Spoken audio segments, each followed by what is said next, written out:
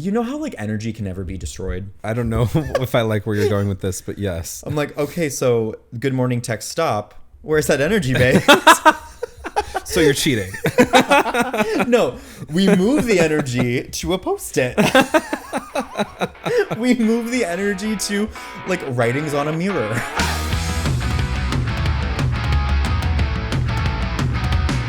Hello, and welcome to Ex-Boyfriend Material. Yes. This is my ex-boyfriend, Jahred. This is my ex-boyfriend, Sean. And together we're doing a podcast because what else do exes do? Yeah, I mean... Except not talk. Have Never healthy boundaries. Yeah, I feel like yeah. we have pretty healthy boundaries. Yeah. I know like you still want to fuck me. Oh, it's clear. who said that? I mean, your shirt kind of says it all. Yeah. That's what you want Let's to be wake for that me. up. Yeah, let's wake that up, please. My shirt says sugar daddy for all those listening at home. I forget that this is also a auditory. It's not just audio. It's not just video. It is audio. Yeah, it is. Okay, well, to be quite honest with all of you out there, this is our third time recording a first episode of a podcast because we kind of have no idea what we're doing. Yeah, but it feels like we're getting closer to the thing that we need to be doing. We are failing up. We're failing upwards. We're failing up. Yeah, which happens to a lot of people in LA, actually. Mm-hmm. Looking good and feeling fun. So we're going to do it. We're changing the whole dynamic of our podcast, or the idea, I guess. And I don't know if you'll ever know what the first two episodes were, but maybe you will. Hopefully this one does see the light of day. Yeah. I'm praying that today's going to be a good day. Before we get into it though, like, it's been a while since I've seen you. What's going on in your life?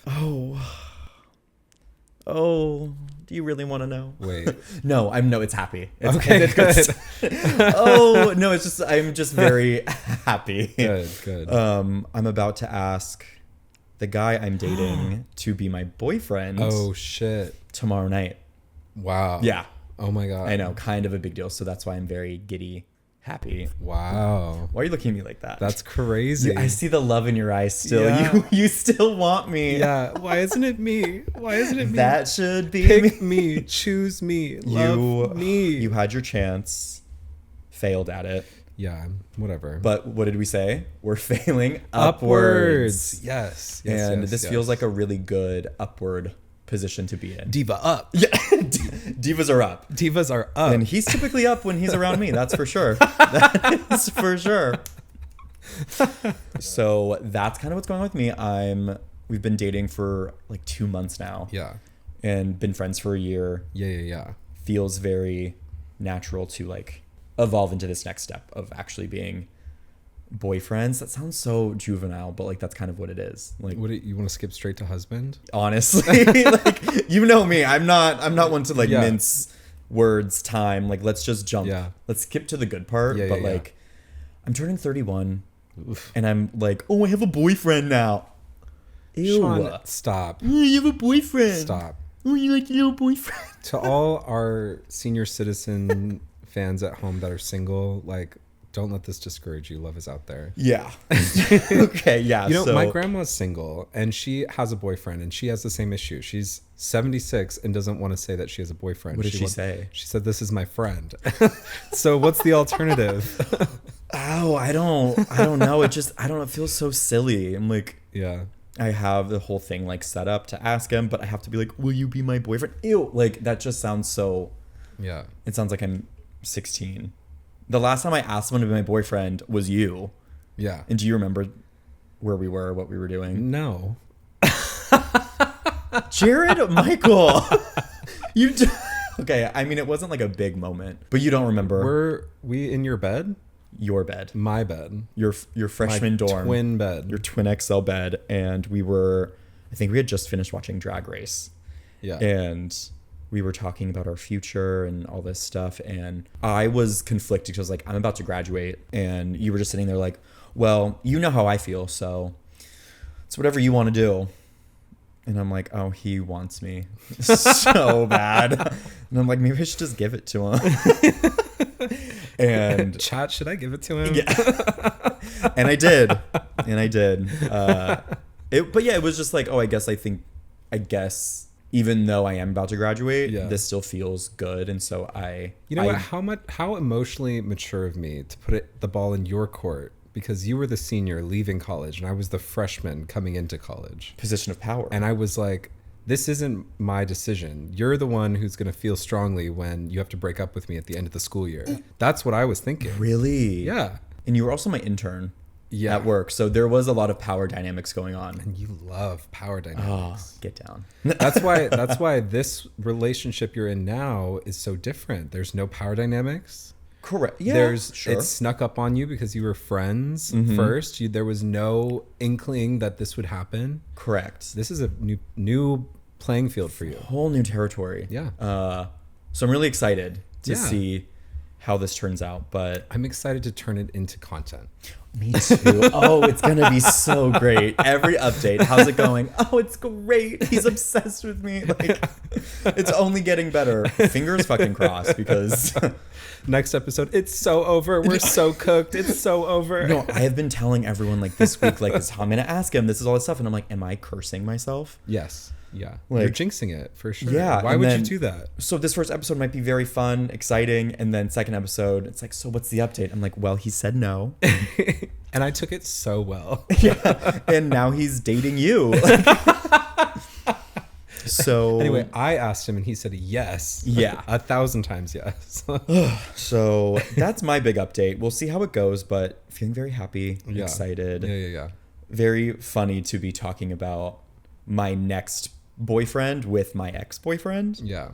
You know, like, granted, we've been broken up for like 8 years, but I haven't dated anybody since you. So this is kind of crazy, actually. Like, I'm about to ask him tomorrow, but I'm talking to my ex-boyfriend about it today, 8 years after we broke up. Like, this is not how I anticipated my life going romantically, but here we are. But here we are. Here we are. It's exciting. Wait, so does that mean that I don't get to catch up with you until we film the next episode? No. That's so fucked up. Should we film the second episode, like, why right did we after? choose to contentify our lives? Contentified? Is that a word? I don't know, but it's fun. Yeah. It's fun. So that's my update. What's going on with you? Actually, life has improved a lot. I got a new job. I got a payout from an accident that I was in that was not my fault. Oh, is that why your face looks like... Yeah, I just got Botox. No, I'm just kidding. No, I'm going to San Francisco tomorrow. Oh, for this job, because they want me to... They're all based in San Francisco, and I'm the only one who's out here remote. Oh. And so I get to go meet the team, and it's a bunch of gay and queer people, so it's going to be a lot of fun, I think. I've been wanting to bring this up for a minute, and it's not just a you thing, it's like just a gay thing that I see. You love... and gays love in general, if they're going to a city, love to post on Instagram, SF, this state to this state. Yeah, exactly. And then like a gooning photo. Like, I'm like, yeah. Can I ask you, what the hell is that about? Like, is it... Oh, come on. It's because... Well, say it. There's out loud. 2 reasons. Okay. Like, reason number A is I don't remember who's in what city. And so I put it on my story and be like, my loyal story watchers will then tell me, like, oh my God, let's hang. Yeah. And that always works out well because it's hard for me to know who's where. Yeah. I'm friends with a lot of transitory bitches, you know? Transitory, a word we love in this house.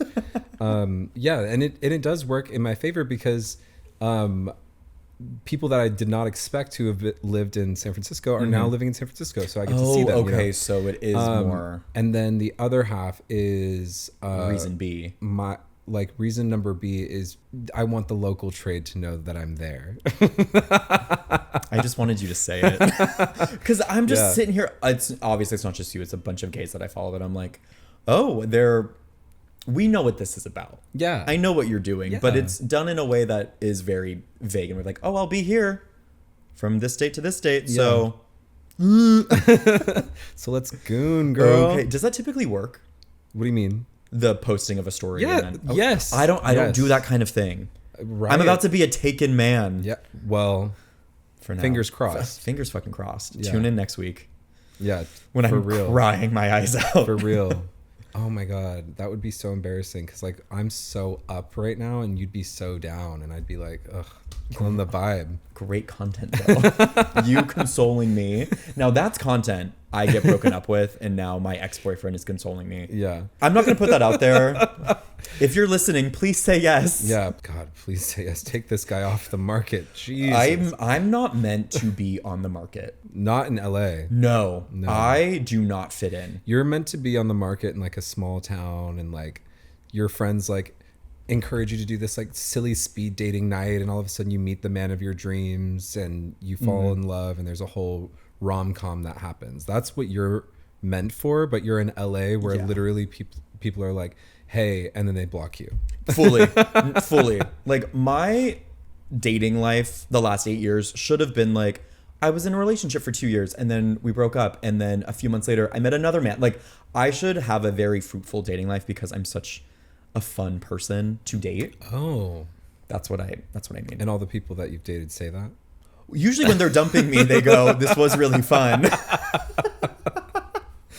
So I have to believe them. Yeah. Believe men. Believe when men. Believe men when they tell you that they people don't want to are always believing women, but they never believe no, men. Especially when they want to dump me. I'm like, you know what? I believe you.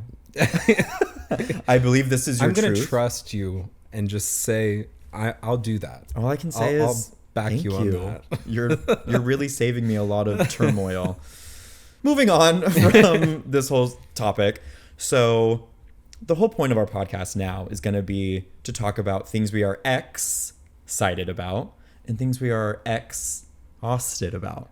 Did I say that right? You didn't really say exciting and exhausting. That's what we're doing. Emphasis on the X because because you're my ex and you're my ex. Right. So it's just going to be a silly little conversation about things we're excited to talk about. Yeah. And I think they get it. I think you should start. What are you excited about? Let's both say our things and then see where we want to go. What are you excited about today? I'm excited to talk to you about couples therapy on Paramount. Oh my God. Okay, I'm good. so excited. Okay, good. Okay, so what are you excited about? I'm excited about good morning texts. Right. Sorry, I'm happy. Let me live. Let's talk about good morning texts. Yeah. Okay. So I have never been a big texter. I don't like to really text to catch up or connect in a way. Like, call me on the phone. Let's text to meet up. Like, let's do something where I can hear your voice or see you physically. So not a huge fan of the whole texting thing. However, now that I've been dating and I have been getting consistent good morning texts, I'm a changed man. I love them. I live for them now. My day cannot get started until I've been called handsome. Aww. It's so nice. And I'm just also thinking about, like, in our relationship, I think you sent good morning. Did you send good mornings? I'm the wrong person to ask. I do not remember. I want to say no because it's better content.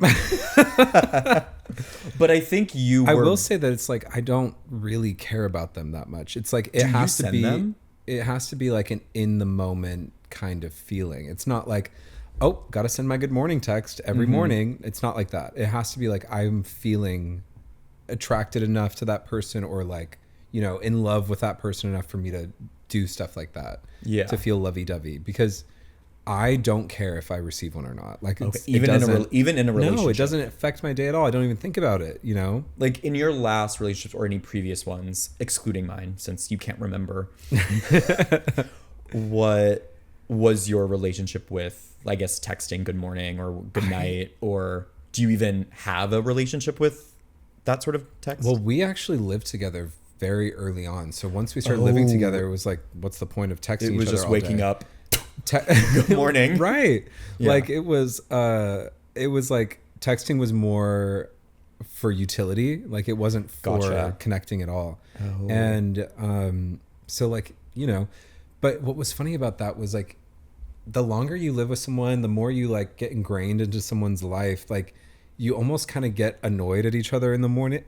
Like sometimes you just want absolute silence and just to like get up and rise and like wake up. And sometimes like usually I'm the type who wakes up just ready. Like I'm a morning person and I start the day and I'm up and I'm in the same mood I will be in all day. But my ex was not like that. Like he needed a lot of time to like start the day. He wanted to eat. He wanted to like wake up. He wanted to do his routine, and then we can chit chat, you know, and then we can get into it. So sometimes I would literally just wake up and be like, "Hey, how'd you sleep? It's like such a beautiful day." And he'd be like, "What? Like, can we just talk about this later?" And then I would go like sulk in the corner and be like, whatever, what the fuck is his problem? Yeah. And the thing about good morning texts for me, now that I'm like, I've only been in this thing for like 2 months, the moment I don't receive one at the time that typically it comes, meltdown. No, a full-on meltdown. Obviously not Crash full-on, but like out. Anxiety of, is today not a good morning? Am I not handsome today? He just says morning. Yeah. I think no, that would kill me too, because I've also started to write this like sketch. I don't know if I'm going to film it. It was like, what constitutes a good morning text? If I got a hi at 8 a.m., yeah, shoot me. No. Yeah. Hi. That's not a good morning text. No. Yeah. Hey. No. How's your morning going? Better, but that's not a good morning text. I need a hi, precious, gorgeous, handsome, most handsome man in the entire world. Hope your morning's going great. That is a good morning text. Okay. That is a special text. So do you send it first or does he send it first? Okay, so here's the thing. I never send. Because as I described before, I'm not a big texter, that I don't think to start texting in the morning. Oh, but I love to receive. You're a receiver. Oh, I love to receive. So you're a bottom, not only in practice, but in good morning text reception as well. Oh, that must be him. And of course, I'm being as silly. It doesn't have to be this whole like big, special, grand thing. Right. Yes, it does. Yes, it does. At least if you're watching at home, you know who you are. It does. At least right now, I need it to be more than less. I'm a very anxiously attached dater, and I think a good morning text is a very nice way to kind of settle any anxieties from the jump. Like right in the morning, like, hey, thought about you, even if my day's busy. I love a good morning text that says, good morning, handsome, precious, beautiful butterfly. Today's going to be very busy. Don't know if I'll have as much time to text. Wet. Absolutely, like, communication is key. Oh my God, just tell me you're busy. Don't ignore me. Right. I'm such a delight to date. I promise. Yeah, what? Right. I've been there, done that. And it was what? It was so great. So great. So I would say that what's crazy about that, hearing that, my response is like, I feel like you having any sort of expectation of your partner, you're setting yourself up for failure and them for failure. Ooh. Expectations are premeditated resentments. Right. But don't set that expectation so early on if you can't meet it, babe. Well, that's the thing. You think that they set an expectation. You are the one with the expectations. They did nothing. You are the one that's on you. Your expectations are yours. So it's like that self-soothing thing that you're getting good at is going to come in useful when you don't get the good morning text anymore. God forbid, you end up down the road moving in together or whatever. You're not going to get no good morning text. Sometimes they roll out of bed and you're going to want to stay sleeping and they have an early day and then they're going to go about their day and they're not going to send you a good morning text. But they will leave me a little sticky note. Oh, it escalates. I'm kidding. Jokes, obviously. But you know how like energy can never be destroyed? I don't know if I like where you're going with this, but yes. I'm like, okay, so good morning text stop. Where's that energy, babe? So you're cheating. No, we move the energy to a Post-it. We move the energy to like writings on a mirror. Yeah, right. Get the little expo marker.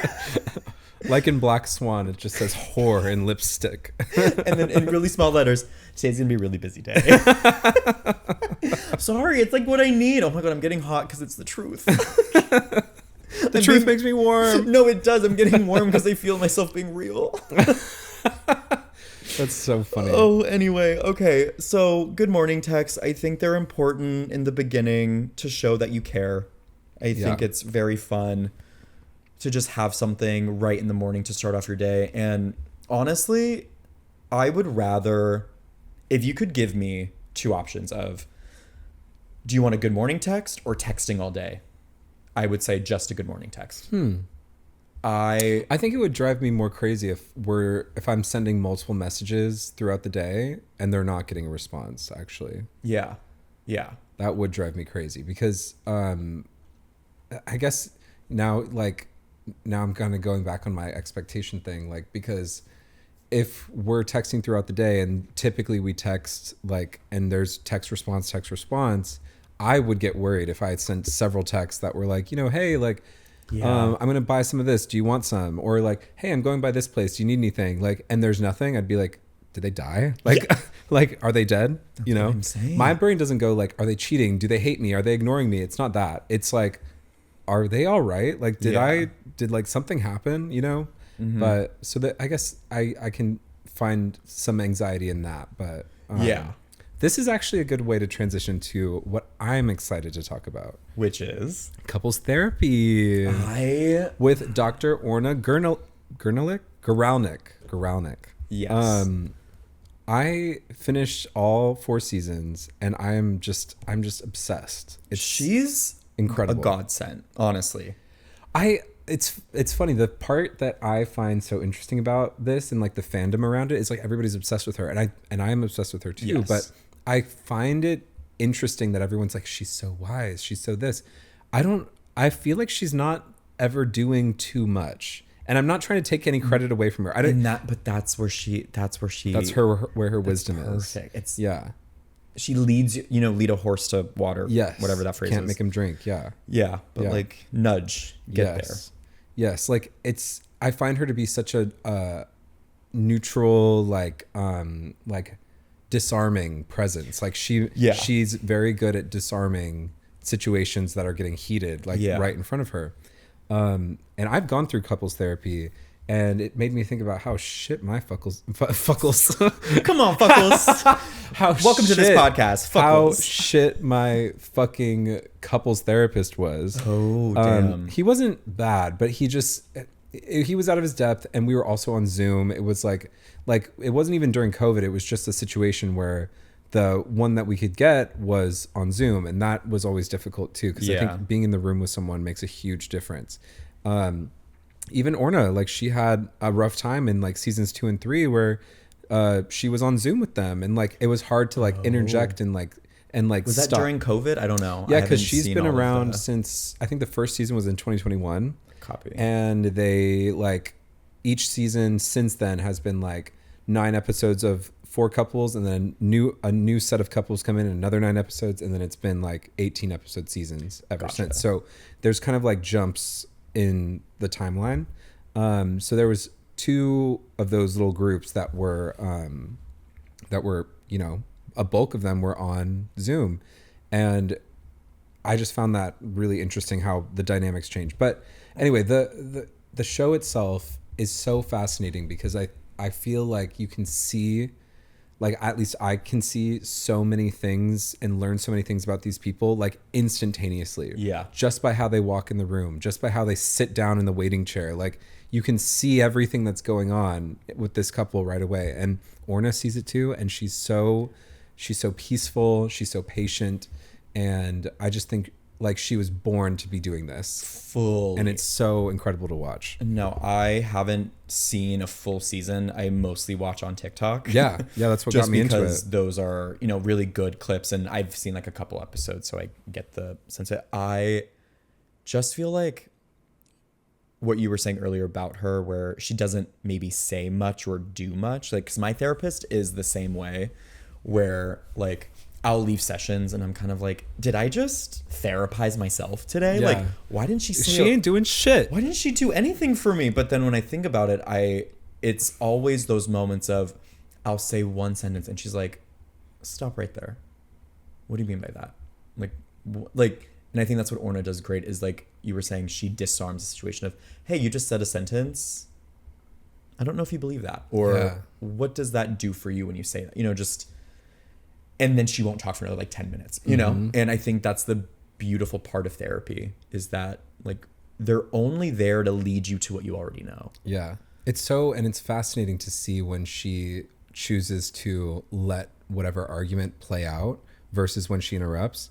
Like sometimes the arguments get pretty heated and it's a couple she's seen several times and she's maybe like, for example, there was a couple that one guy, like he just was always so reserved, would only like answer questions. He wouldn't speak for himself. He wouldn't interject. He wouldn't stop his wife from talking or anything, but she would just like pile on him, like just thing after thing after thing. You're bad for this. You're terrible at this. You don't do this enough. Like over and over and over, and several sessions of that. And finally he just like lets it out and he's like says everything he needs to say. He's not being mean, but he's like telling her why what she's doing is harming their marriage. And Orna just lets it happen. And it's just so, it's interesting and it's fascinating, but it's also so like rewarding to see these couples have those breakthroughs. I just think it's so, because it almost like rejuvenated my faith in relationships in general, because I've been such a skeptic and such a cynical person when it comes to dating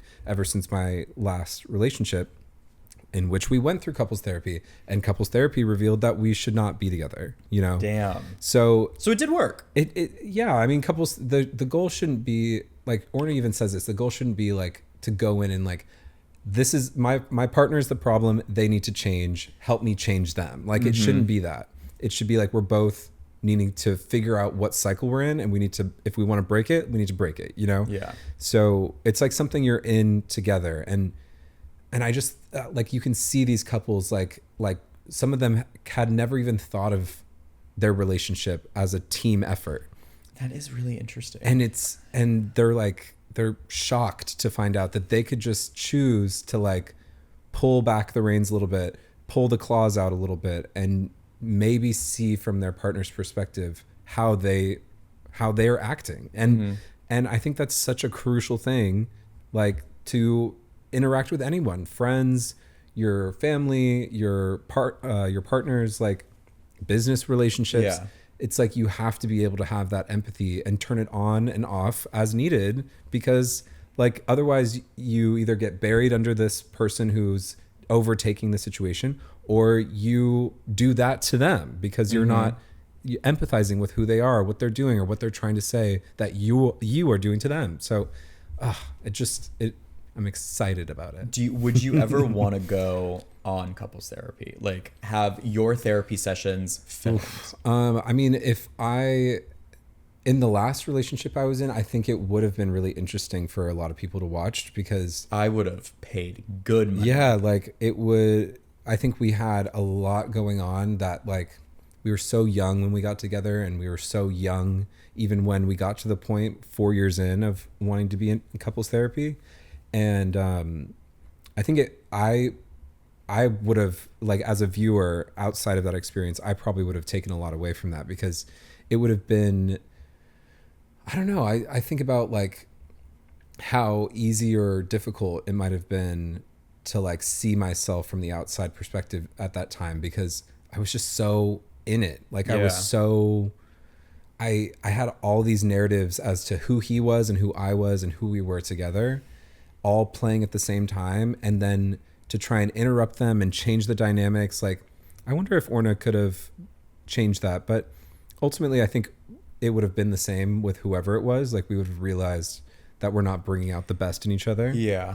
And luckily we weren't married. We didn't have like major commitments, and we weren't like stuck together.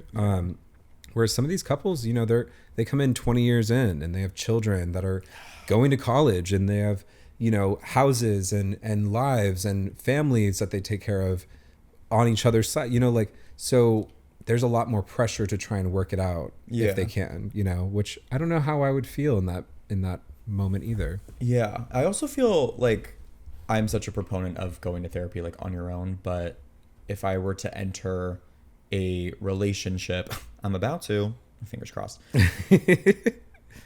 The more I would want to start couples therapy, not like immediately. I think a few years in, I think it would just be a good practice to have with your partner of like, hey, let's like find a couples therapist to go once a month once every other month, you know, just as a good practice to get into if it is needed heavily, like much later, you know? Yeah. I don't know. I would say like, I guess maybe there's different reasons. Like preemptively going to therapy. Yeah, but I don't even want to say preemptively, because it's like, I think even if your relationship is good, there are things you should be talking about and things that might even come up that you're not aware of until you're in that specific setting of like, oh, I didn't realize I had an issue with this until we're faced with a third party kind of just poking and not necessarily like trying to find the issue, but just trying to learn. You know, I'm sure that kind of couples therapy is out there. Like my experience with it was we came in with like very specific issues. Like we are not communicating well. We are like, we are bringing out toxic sides of each other. Like what do we do? And I mean, in the show as well, is like very much that like people come in with some sort of task, like we're about to fucking end it or we're gonna fix it, you know? So I don't know, like I think the other thing that I take away from it is that the biggest piece of being in a relationship with someone is being willing to like accept all of their imperfections, like truly accept that you're never going to live perfectly and this person's never going to love you exactly how you want to be loved, because that's only something you can do, you know? Shit. Yeah. No, that's so real. That's the thing I took away from this, because it's like, you can't give someone a rule book of how to love you, because they're that, again, like back to the expectation thing, they're always going to trip over that. They have a whole complicated, like emotional and mental self that they are holding in and maintaining within them as well, that has conflicting beliefs and conflicting emotions constantly, because every human has that. So I feel like if I'm ever to go back into the dating world and really take it seriously, that is such a huge piece that I'm going to be carrying with me, is like letting that person be who they are and celebrating that, and not like trying to critique them for making mistakes or like hurting my feelings. Because that another piece of all of this is like, I don't think I would go into a relationship now without I guess like without being open and willing to face the possibility that they will probably hurt my feelings at some point.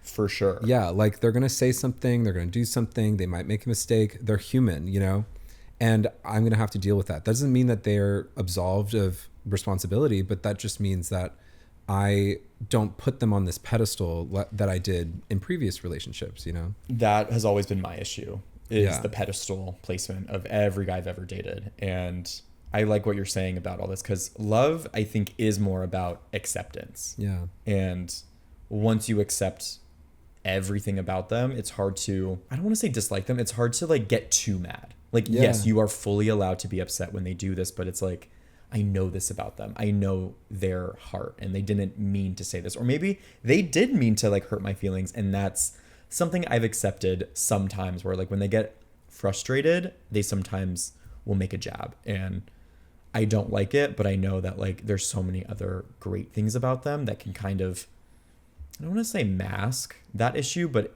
makes that issue not as like deal breaker-esque. You know? And it's also really scary to be that vulnerable with someone. Oh, you're telling me. It is very scary. Oh God. It's scary to, in my mind, what I'm talking about is, it's scary to be so close in relationship with someone that they see everything, they know everything. They see you. They see your patterns. They see that what you've done in previous relationships, what they know about your childhood. Yeah. They see it acting in real time. And then for them to choose you still is it's a beautiful thing. But it's so scary to be like, am I that little kid that made that mistake in your mind? Or am I the story I told you about how I cheated on my ex today? Am I that to you today? Or am I all of these things at the same time? And, you know, like, it's trying to find who you are to this person constantly. And that is such a mind fuck to me. Like, of course. Yeah.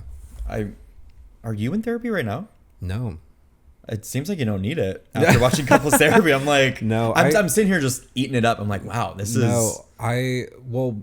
Before I did, when we met in college, before I wanted to do communications and like media and advertising and stuff, I wanted to do psychology. So I was taking all these psychology and sociology classes trying to like move that direction.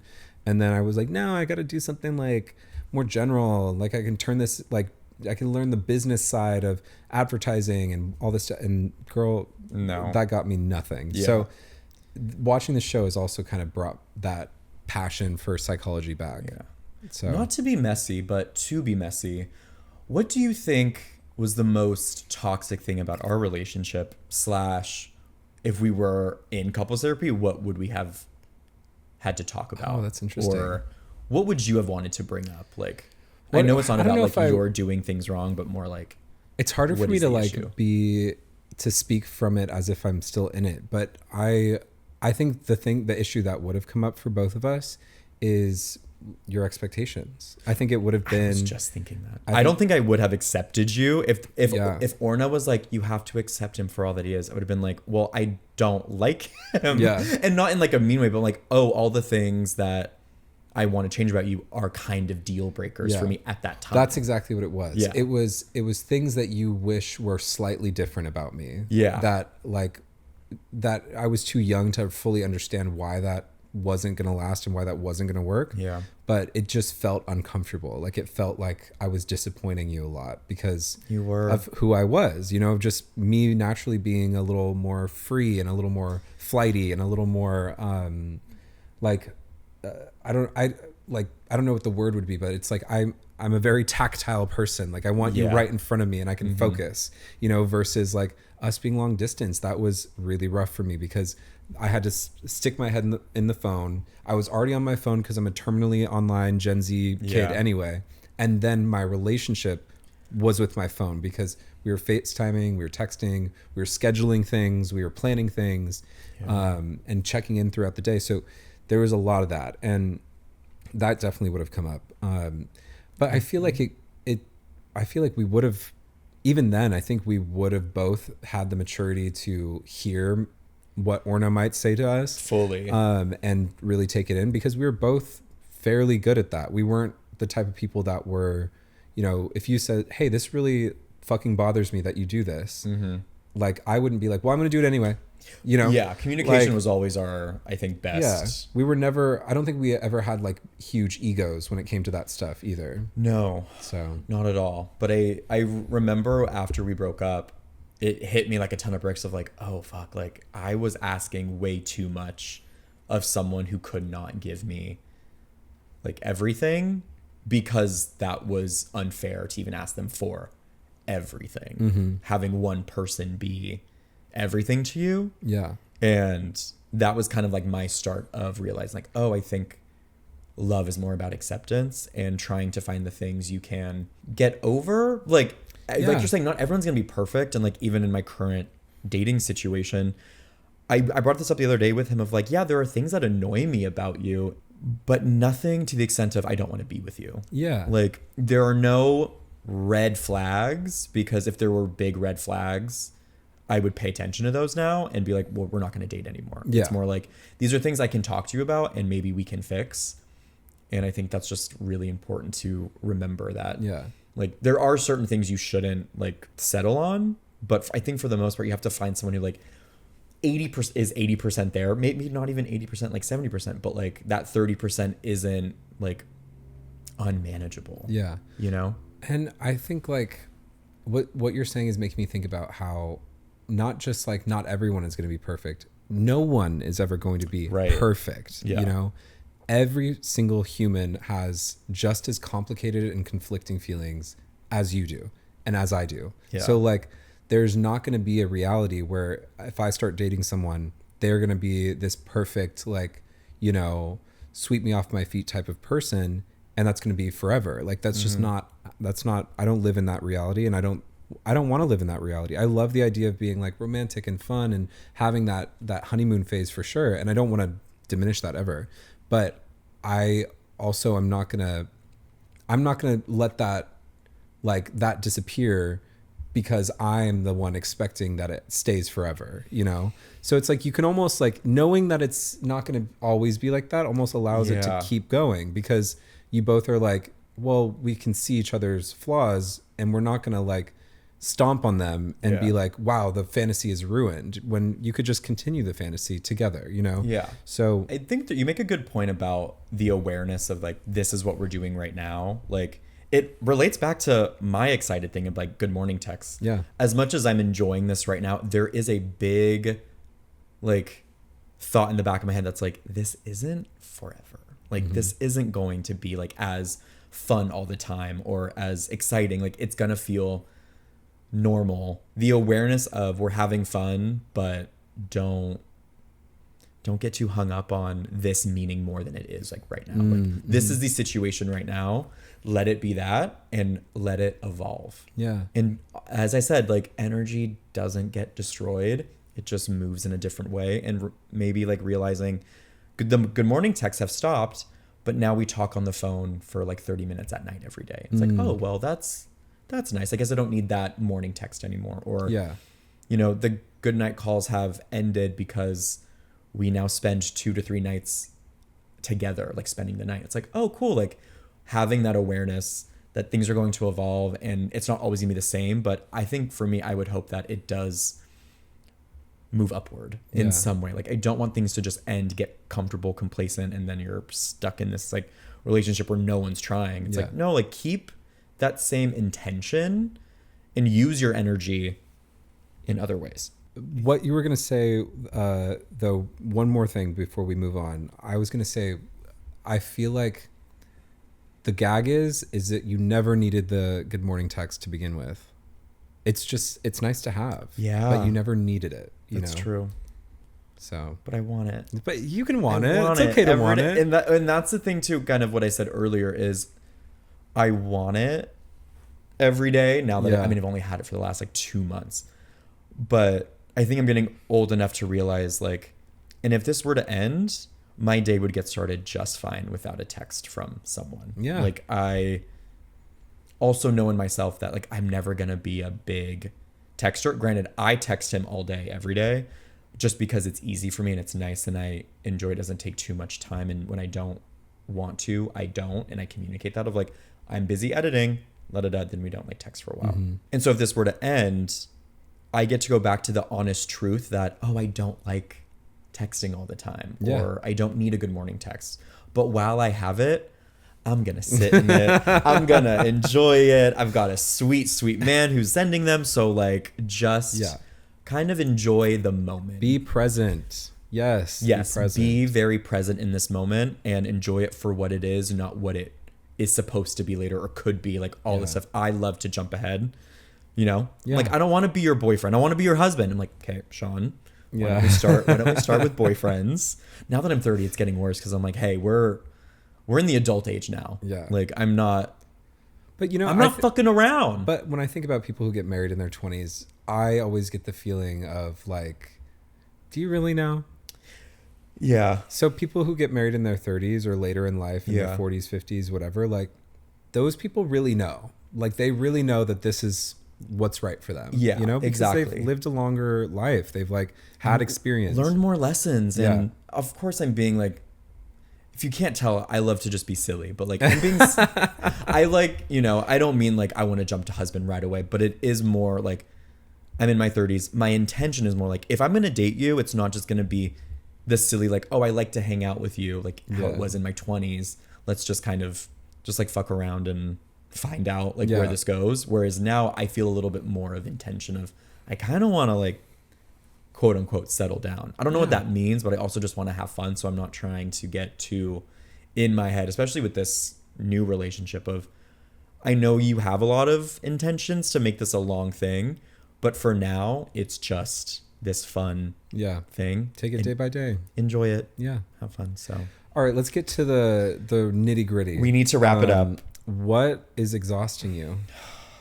You. Oh, I'm kidding. You don't exhaust. Could you imagine my first exhausting thing? So actually it's you. No. What is exhausting? Honestly, if I'm going to get, this is just going to be technical. It's not going to really relate to a lot of people. I'm exhausted with being on the computer all day. I guess that is kind of relatable in some way. Like my job is all on the computer. My job's on my phone. Sean is an editor. Yeah. I'm a video editor, TikTok, YouTube, Instagram, all this stuff. in the last few weeks I've been very busy, which has been amazing. I feel very grateful, but I am like, I don't want to look at another screen. I am exhausted by that. And I'm sure a lot of people can relate if they have work from home jobs or they're just sitting at a desk all day. I feel grateful to have the job I do. I just think I'm exhausted with technology right now. Like, I'm going to go touch grass after this. Yeah. Please. So, well, what are you exhausted about? Or just a note on that. I feel you. I feel like a lot of people, I don't know, are people all back at like work now? Are remote things like as big as they used to be for COVID? I don't know. But that is something that I struggle with too. Like, I now do a remote job. I've done remote jobs in the past, and I struggle with just the motivation of sitting at my desk and like, okay, I have to sit here and focus when my bed is right here, when my TV is right there, when I can go get in my car and leave and go somewhere else. Like, it doesn't feel real to me. So like, maybe again, very tactile, very like the ADHD. I want to use my hand. It's like, I need to this is leather. Right? Like, I need to like, I just need something. So I hear you on that. What are you exhausted about this week?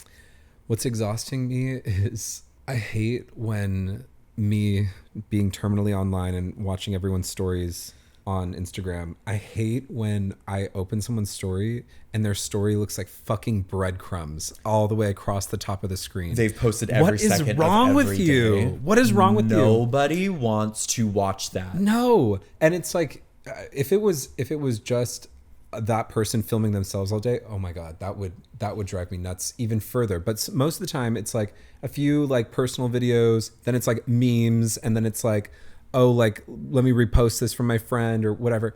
Like, but the idea of having a story that's full, like like little tiny dots across the top of your screen, that drives me nuts. I want big chunks. I want big pieces. What is in a 24-hour period, if you're watching someone's story, what is the max amount of slides you want to see? Or at what slide do you go, this was enough? I think when we get to a point where you're just reposting other people's content, like memes or videos or whatever that you think is funny, I think we need to reel it in. It's like, you are not funny by proxy of this other person. Like, yeah, you found something funny online. Like, that's it. Should I put a mirror up to you as you say that? I love reposting stuff, but I don't sit there and put 50 of them on my story. Yeah. I don't want to linger too long. I do enjoy your stories because it's always an update with a laugh. It's like at the beach and then a Mariah Carey skinny meme. And I'm like, and that's Jahred. It. That's all that's going through my head at the time. I would say at most 3 or 4 in a day. 3 or 4. I would feels, be okay. I'm like, I'm not mad. It should not be double digits. How about that? Yeah. It should not be double digits. I just want to see a chunk. And I do like, I get like a little chuckle out of it sometimes, but like, then there's some people that are like behind the trend for me. Like, I'm seeing, like, I'm on Twitter, I'm on Reddit, I'm on Tumblr. Tumblr is back. I don't know if y'all knew that, but like, Twitter is where the cesspool of all the memes are created anyway. Yeah. And they filter their way into TikTok or Instagram or whatever. And seeing someone post something that I saw 2 weeks ago, as if they're like, they just saw it and they're like so clever for like throwing it on their story, drives me nuts. It's like, girl, shut up. But I know I probably do that for some people at some point too. Like, I'm sure that there's someone more terminally online than I am that is seeing my story and being like, girl, you think you ate that? You think you're up to date? That's from 2 years ago, baby doll. Get it out. Actually, on that, sometimes I think about when I post a meme that I intentionally know is from like 5 years ago, but I think it's funny every time I see it. I always wonder if like people see my story and they're like, oh, this girl just saw that. Sad. What an idiot. Yeah, it's so sad for him. They spit on their own phone. Spit on their own phone and let it dry. Yeah, like, I don't know. I also like messing with people. I think you're a menace on social media. I like trolling. You're a fucking menace. A little bit. Did you see my story today? I don't know. You didn't. You would know. I don't want to see it. You would know. I think you'd get a chuckle out of it. We'll watch it after this. Okay, sounds perfect. And on that note, that concludes our first/third third actual episode. In parentheses, third. I'm going to say I think this went well. Yeah, I think so. We'll see how it is. There's got to be something that's not recording or whatever. I'm about to check one of these cameras and one of them's not going to be recording, and I'm going to be so sad.